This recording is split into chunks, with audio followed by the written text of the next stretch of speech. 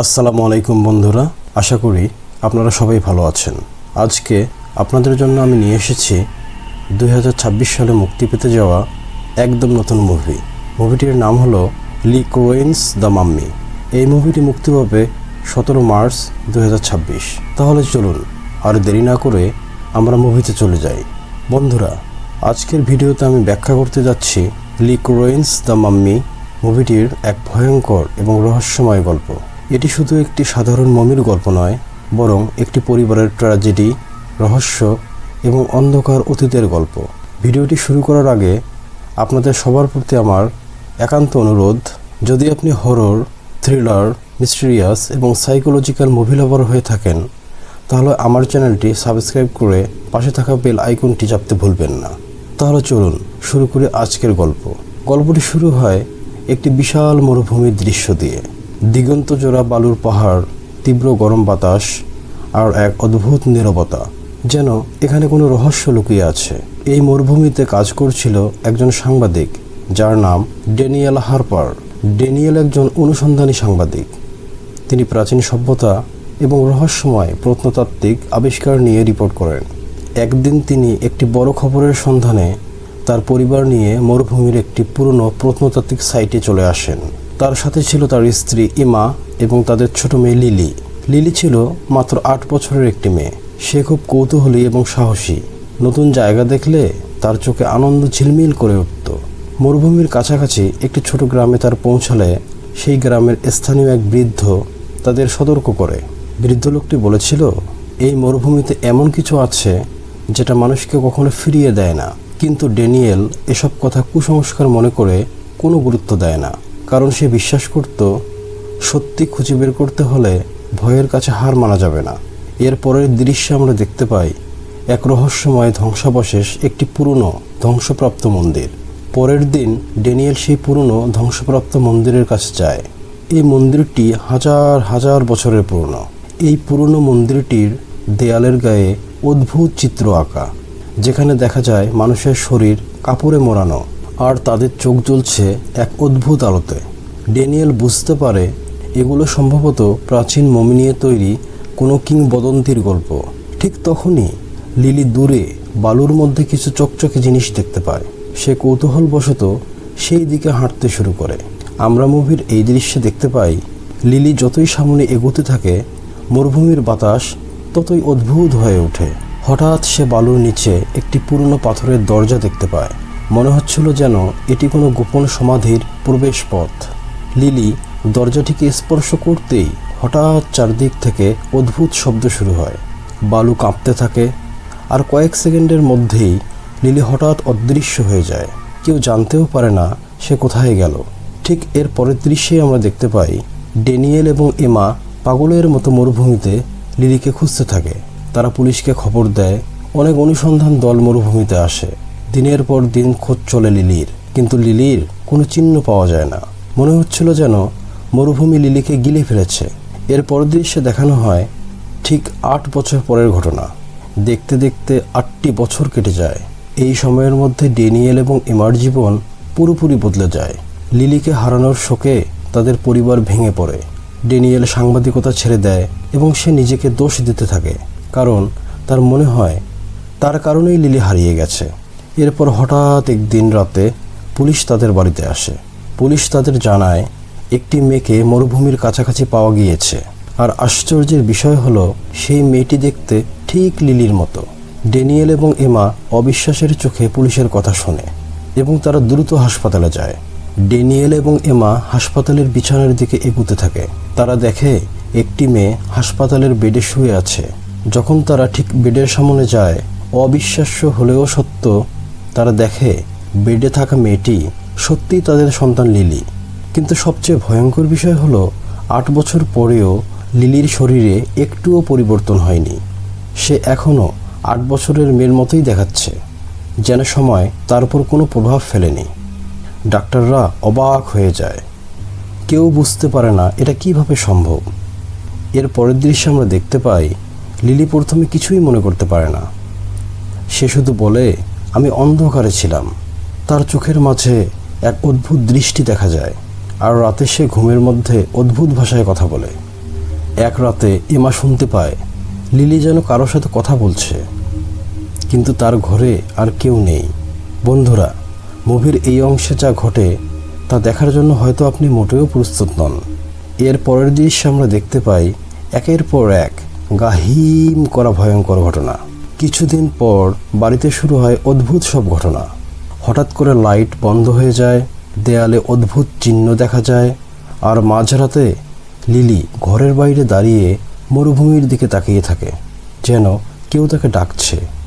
Daniel তখন বুঝতে পারে তার মেয়ে হয়তো একা ফিরে আসেনি, তার সাথে মরুভূমি থেকে আরও কিছু ফিরে এসেছে। এভাবেই শুরু হয় এক ভয়ঙ্কর রহস্য। ড্যানিয়েলের মনে প্রশ্ন জাগে, লিলি আসলে কোথায় ছিল 8 বছর? সে কি সত্যি আগের সেই তার নিজের মেয়ে, নাকি তার শরীরের ভিতরে লুকিয়ে আছে কোনো প্রাচীন অভিশাপ? এই প্রশ্নগুলোর উত্তর জানতে হলে আমাদের যেতে হবে গল্পের আরও গভীরে।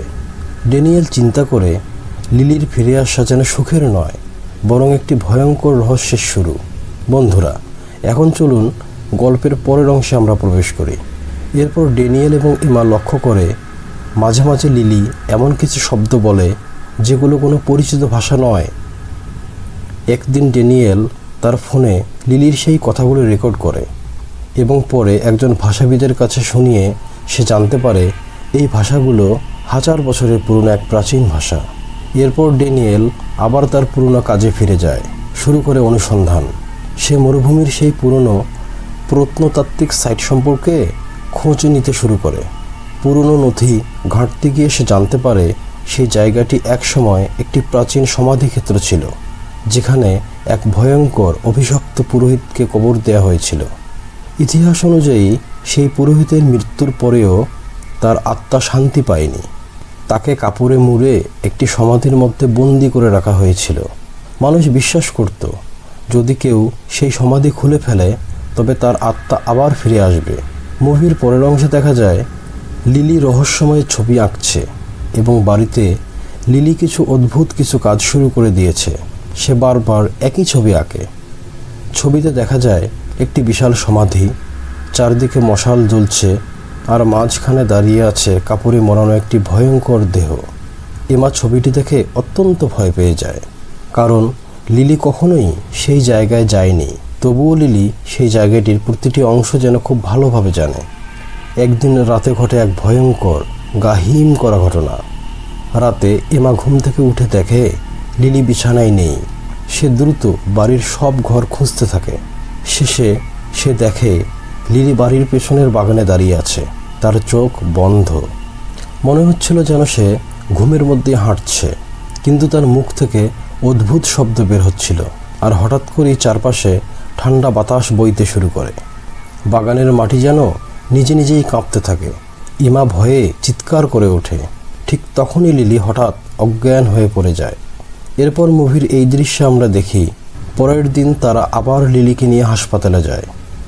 ডাক্তাররা পরীক্ষা করে দেখে লিলির শরীর সম্পূর্ণ স্বাভাবিক, কিন্তু তার মস্তিষ্কের কিছু সিগন্যাল অদ্ভুতভাবে পরিবর্তিত হয়েছে, যেন তার মস্তিষ্কের মধ্যে আর একটি সত্তা সক্রিয়। ডাক্তাররা এটাকে ব্যাখ্যা করতে পারে না। ডাক্তাররা বিস্ময়ে হতবাক হয়ে যায়, এটা কিভাবে সম্ভব? এদিকে ড্যানিয়েল তার অনুসন্ধান চালিয়ে যেতে থাকে। এক পর্যায়ে সে একজন প্রত্নতত্ত্ববিদের সাথে দেখা করে। সেই প্রত্নতত্ত্ববিদ তাকে জানায় মরুভূমির সেই সমাধিতে একসময় এক শক্তিশালী পুরোহিতকে কবর দেওয়া হয়েছিল। তার নাম ছিল আখমেন। লোকেরা বিশ্বাস করত সে মৃত্যুকে জয় করার জন্য কালো জাদু ব্যবহার করেছিল। তার মৃত্যুর পর রাজা তাকে অভিশপ্ত ঘোষণা করে।